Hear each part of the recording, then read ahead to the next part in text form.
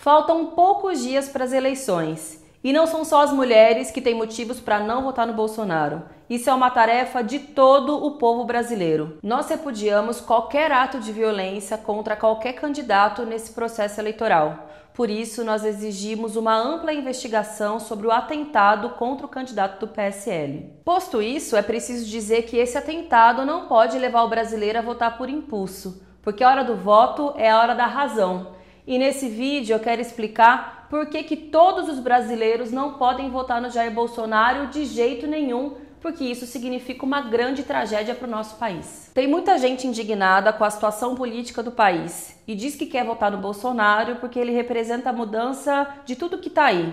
Na verdade, o Jair Bolsonaro também fez parte dos acordos políticos que levaram o nosso país à atual situação. Ele esteve na base de todos os governos, sempre votou as medidas antipovo e agora quer se apresentar como novidade. O Jair Bolsonaro está há 27 anos na Câmara de Deputados. Nesse tempo ele nunca aprovou nenhum projeto relevante, mas ele ajudou a aprovar projetos que foram muito impactantes e prejudiciais para o conjunto da população. No governo Temer, por exemplo, que é rejeitado por 97% da população, ele foi uma das principais bases de apoio. Votou a favor, por exemplo, da reforma trabalhista, da PEC de congelamento nos investimentos sociais, do ajuste fiscal contra os trabalhadores, e o seu partido, o PSL, foi o mais fiel ao Temer na Câmara de Deputados. Mas não foi só ao Temer que o Bolsonaro sempre foi muito fiel. Ele sempre esteve envolvido com essa sujeirada da velha política. Ele já foi do Arena, que é o partido da ditadura, já foi do PTB, tentou entrar no Patriotas para ser candidato, não conseguiu, foi para o PSL. Também já foi do PP de ninguém menos do que Paulo Maluf, que é um dos partidos mais sujos e corruptos do nosso país. Nesse processo eleitoral, ele passou o Pires para o chamado Centrão, tentando estabelecer uma maioria para ter tempo de TV, para ter mais condições de enganar a população. Não conseguiu e é candidato pelo PSL. Então, peraí, ele sempre esteve com essa turma, quis o apoio dessa turma e agora tem a cara de pau de dizer que vai combater essa turma?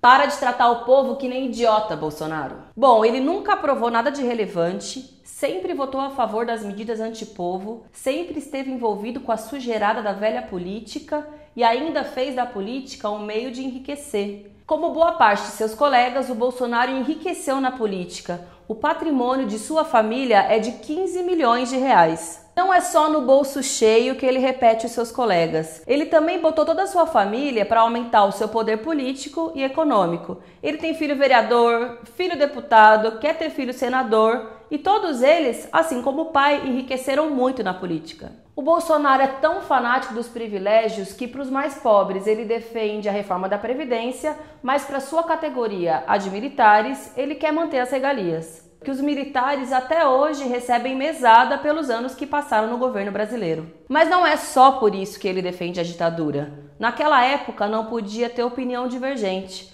não podia criticar o governo e nenhum escândalo de corrupção era investigado. Ditadura é sinônimo de falta de democracia, de autoritarismo, de silenciamento, de assassinatos e de privilégios dos militares.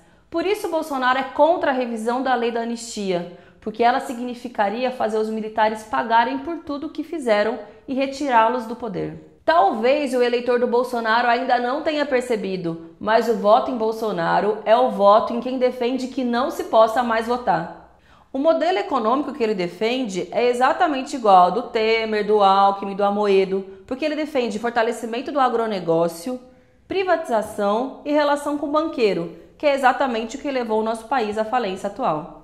Na segurança não tem nada de novidade, ele só quer aprofundar a crise de segurança pública e a barbárie que a gente vê acontecendo por aí, porque não defende mais investigação, mais tecnologia e ciência, somente mais armas e mais violência. Agora imagina você num país em que cometem um atentado contra um candidato à presidência se o porte de armas fosse liberado. Por isso, vamos todo mundo infernizar os grupos de WhatsApp, infernizar os grupos de família, convencer os nossos pais, irmãos, vizinhos e colegas de trabalho a não votarem nesse cara de jeito nenhum.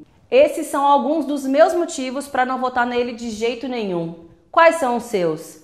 Faz um vídeo, faz um post, faz um texto, expressa a sua opinião. Bolsonaro, nunca!